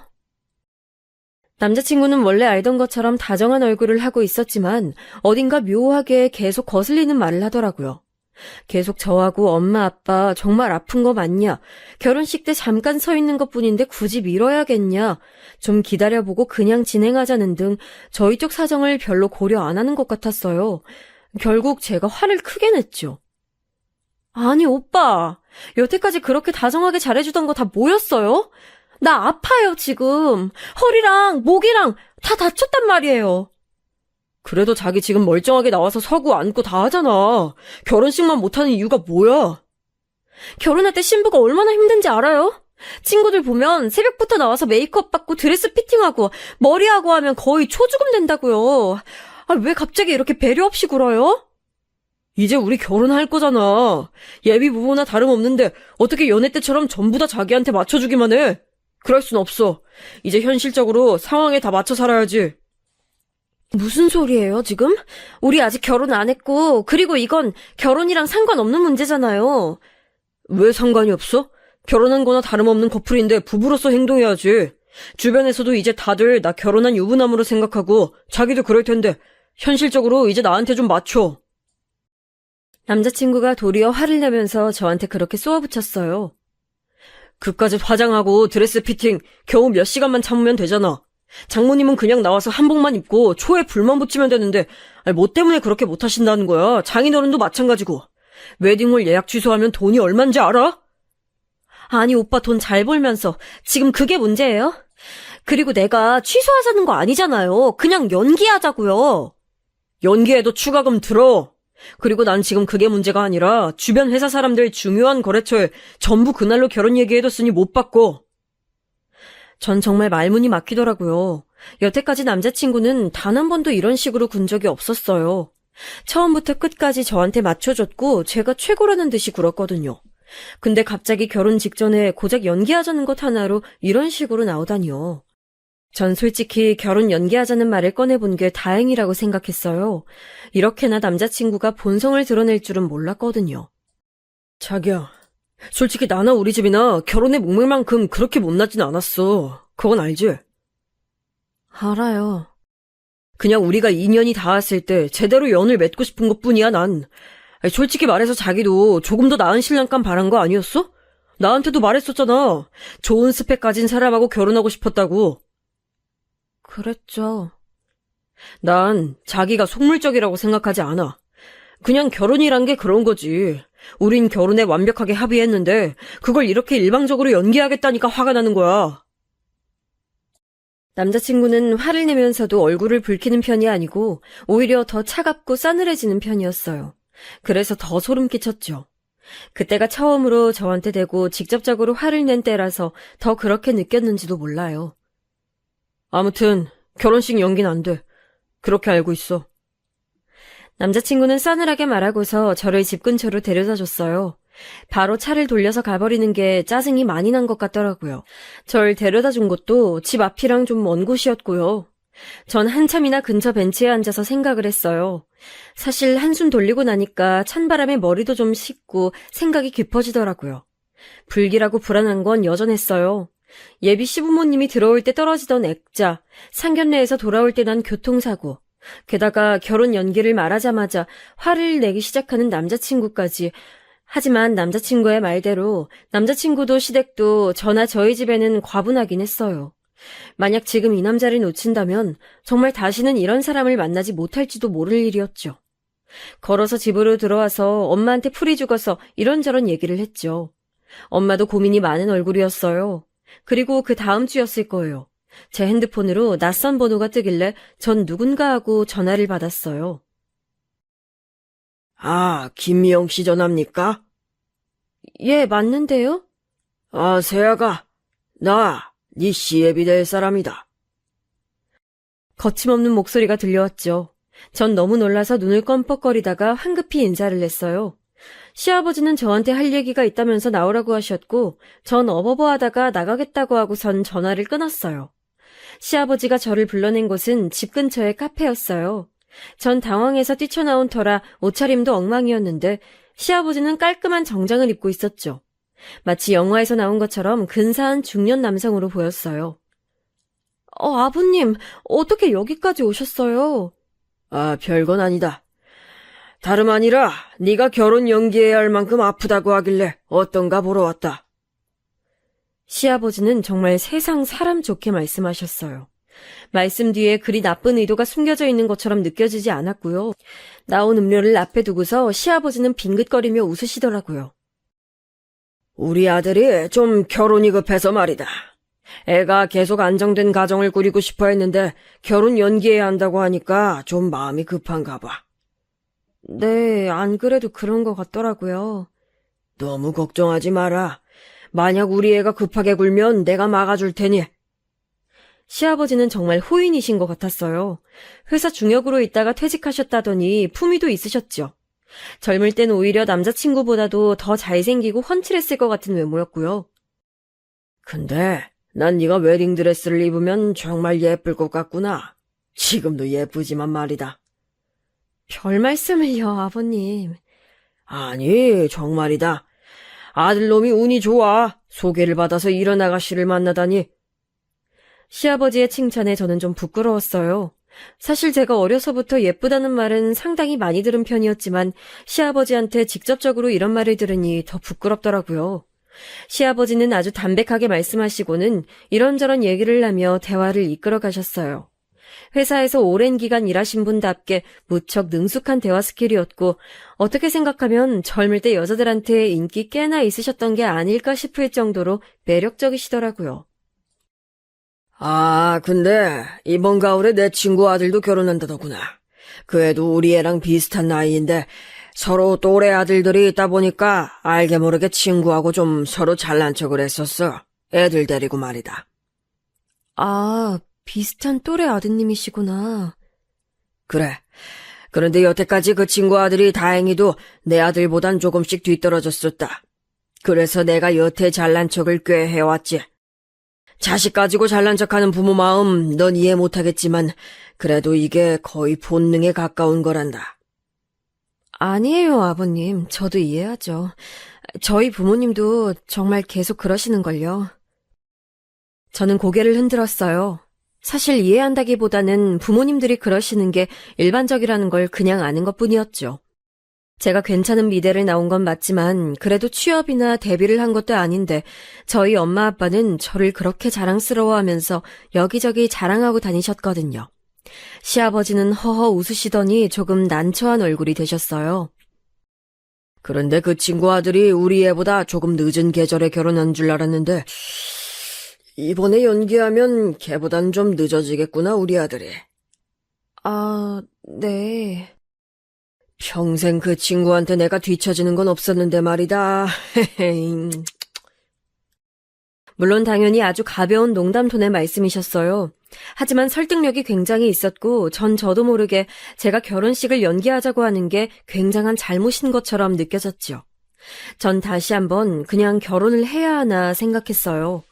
무척 호감 가는 어른인 시아버지가 저렇게 말씀하시는데 이왕 할 결혼 그냥 해버릴까 싶었던 거죠. 다시 고민이 되길래 저는 시아버지께 제가 다시 한번 몸 상태를 보고 말씀드리겠다고 걱정하지 마시라고 했어요. 그랬더니 시아버지는 너무 무리하지 말라며 다정하게 걱정하시고는 돌아가셨어요. 차를 운전해 오셨기 때문에 떠나시는 걸 배웅하고 전 집까지 걸어서 돌아갔죠. 거의 이왕 할 결혼 그냥 하자는 쪽으로 마음이 기울어지고 있었어요. 그런데 집으로 가는 길목에서 코너를 도는데 예상치 않게 자전거가 와서 부딪혔어요. 다행히도 세게 달리던 자전거가 아니라서 크게 다치진 않았지만 전 발목을 접지르면서 넘어졌죠. 아주 심하게 접지른 건 아니었어요. 하지만 역시 아프긴 해서 전 자전거를 타고 오던 아이를 조금 혼내고서 그냥 절뚝거리면서 집으로 돌아왔어요. 그리고 또 다른 불길함이 어른거리기 시작했죠. 이게 세 번째였어요. 전 엄마를 불러다 앉히고서는 오늘 있었던 일에 대해서 시시콜콜 다 얘기를 했어요. 또 자전거랑 부딪혔다는 거지?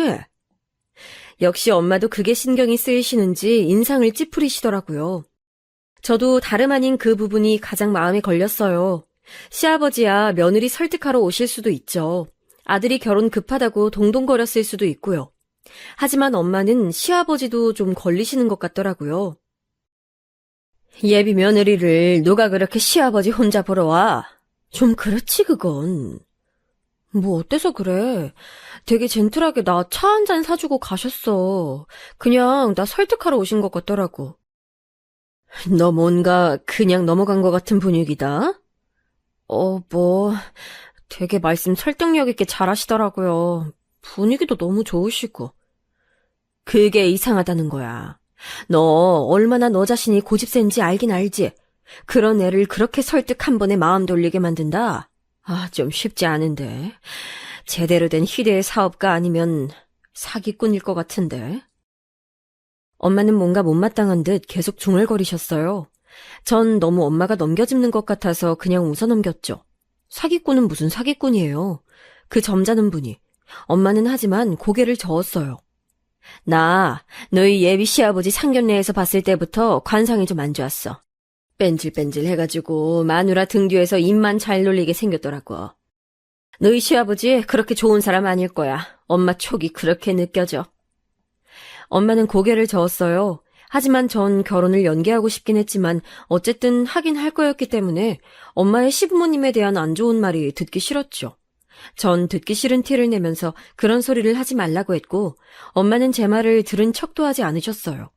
제 고집이 사실 엄마한테서 온 거였거든요. 아무래도 좀 이상해. 내가 순자한테 좀 전화해서 자세하게 좀 알아봐야겠다. 순자 아주머니? 하지만 아주머니도 잘 모르신다며. 건너 소개받은 거라. 그래도 한번 물어봐야지 자세히. 내가 스펙 좋은 거랑 집안 좋은 거 때문에 정신이 팔려서 제대로 물어보지도 않았다. 그런 걸 뭐 물어봐. 어차피 결혼할 건데. 아니야, 이건 엄만 잘 모르겠네. 그러고서 엄마는 곧장 순자 아주머니한테 전화를 했어요.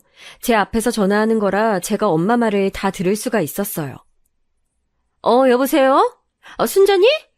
그래, 잘 돼가고 있어. 근데, 우리 딸내미 결혼하는 그 집안 말이야. 그래, 그 이씨 집안. 시어머니 될 자리가 그 병원 부원장인.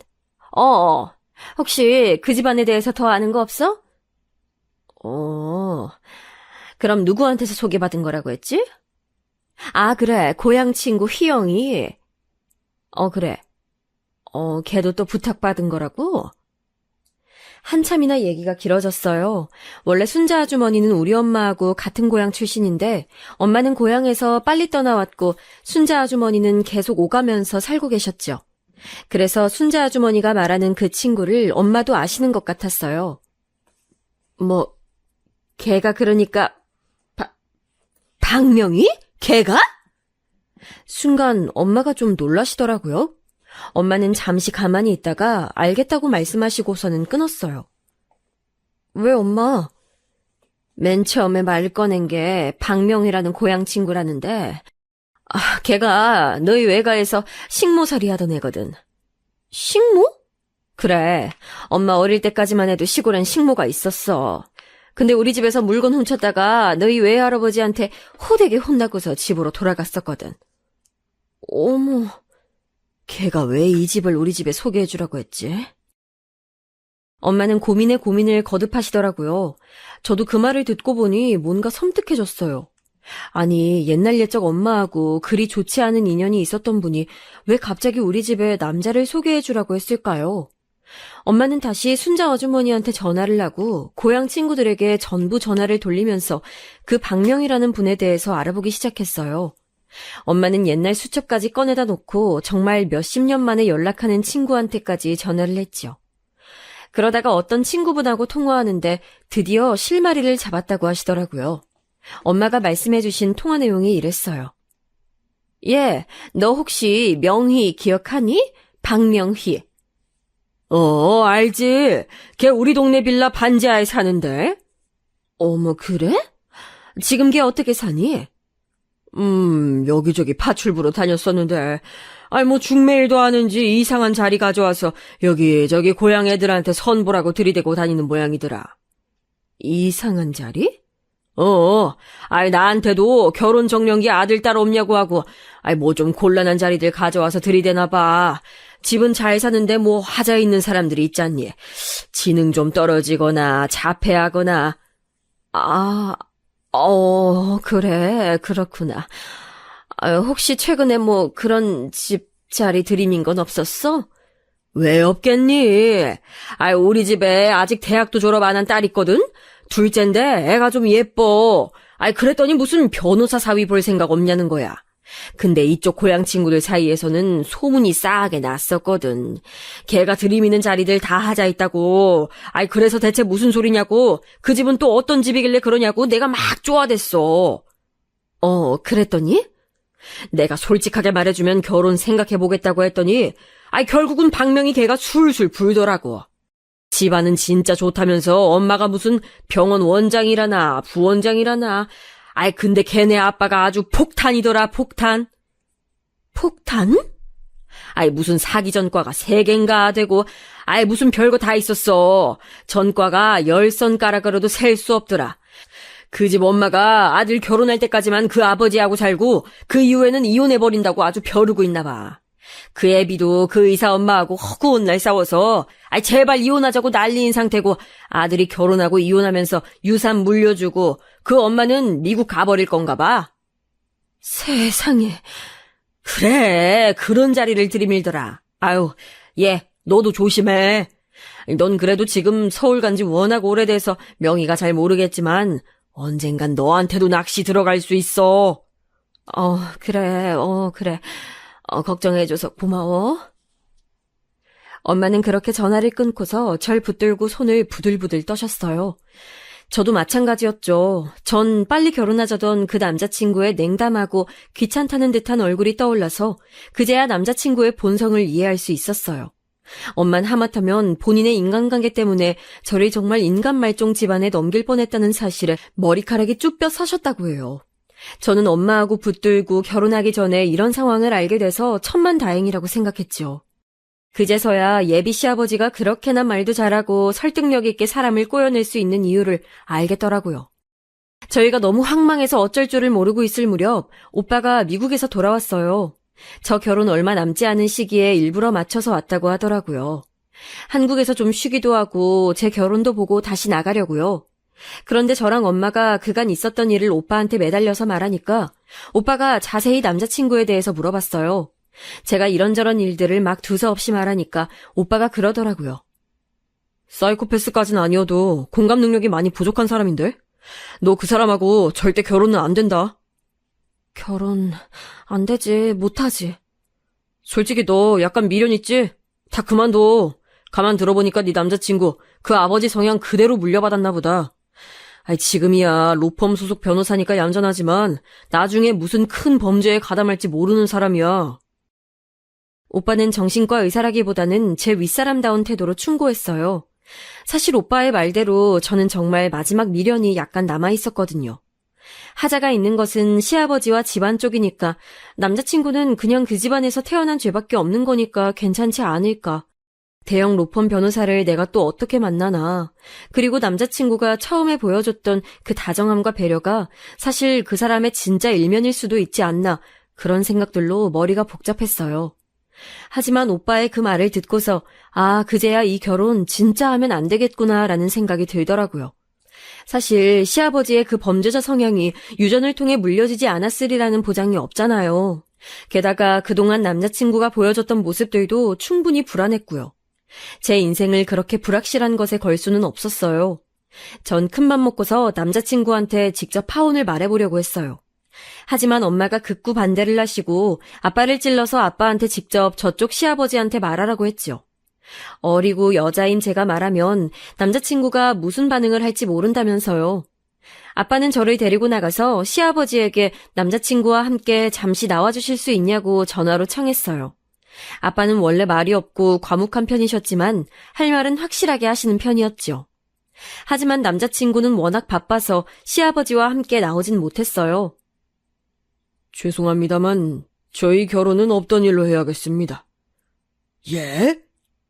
그래도 가장들끼리 말씀드리는 게 나을 것 같아서 제가 직접 말씀드리는 겁니다.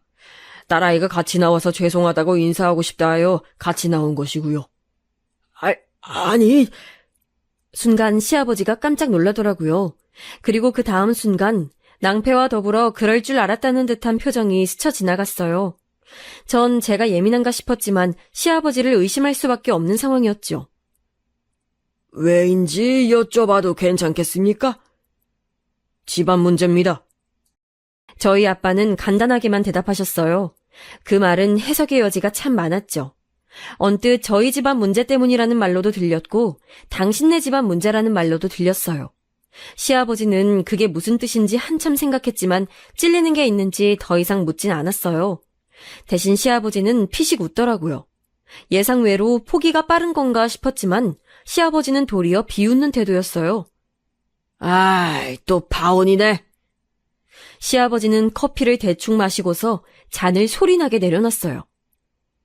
이거 벌써 3번째 파혼인 거 아쇼? 이번엔 좀 성공하다 했더니만. 죄송하게 됐습니다. 별로 안 죄송하신 것 같은데. 그러네요. 안 죄송합니다. 저희 아빠도 말수가 없다 뿐이지 그리 녹록한 분은 아니시거든요.